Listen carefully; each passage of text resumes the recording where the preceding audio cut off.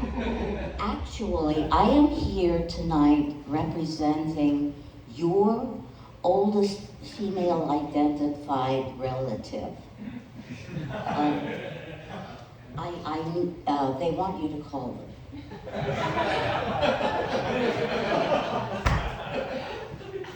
And while you do that, I need a favor from you. When you call that relative, I would like you to find out the dish that they always used to make with the canned peaches, and the thing on top. What was the thing on top? Was it shoe leather? Was it a boiled piece of the basketball that you couldn't find? What was it? You have to find this out for me because I would like to make this dish, but I have no idea how they made it. My mother was also a mystery cook. My mother could take an entire cabbage and put it into a pot and add water and boil it.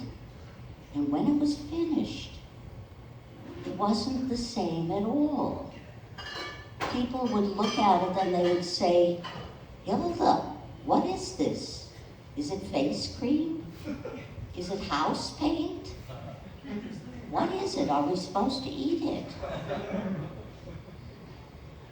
And my mother came from the old country. My mother came from a country so old that its name has been lost in history. But I have my mother's hair. It's so wonderful. I don't know why she put it in a box and tied it and gave it to me, but she did. It was actually my mother who introduced me to comedy. My mother, everywhere she would go, jokes would follow her home like little kittens. And she would want to tell them to everybody. But my mother liked to tell jokes backwards in order to save time.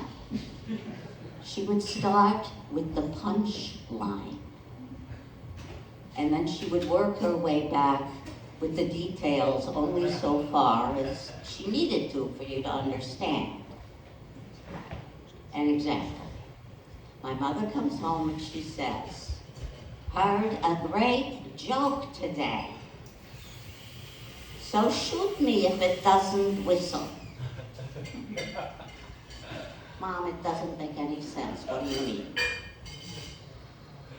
This is a wonderful joke. This is about a herring that's red and it hangs on the wall and it whistles.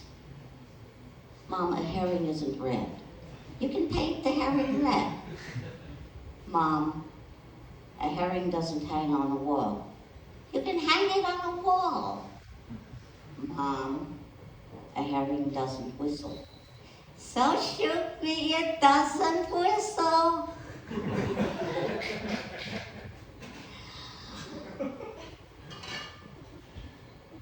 Finally, my mother was caught on the worst side of World War II, and she never got quite enough to eat for a long, long time.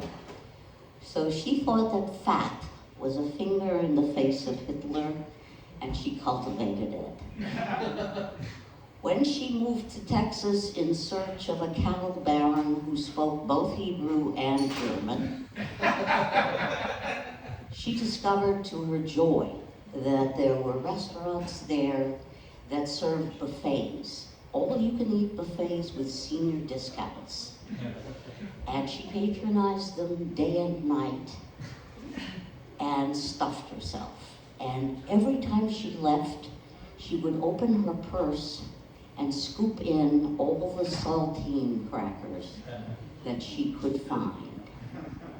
If you asked her about this, she would say, "What? We didn't pay for this?" And when you came to her house to visit her, she would always look at you and say, "Honey, you look like you're starving. Can I get you something to eat?" And the answer you had to give her was, "No, Hilda." But in spite of that, she would bring out a large plastic bowl filled with... Exactly. Your female relatives have done this. I can tell. And so you never ate those crackers because they were crumbled and they were poison. But if you would do me a favor and tell me about the peaches, you have been such a wonderful audience that I will invite you to eat them as soon as I can make them.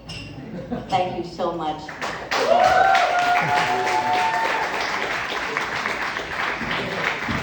Thank you.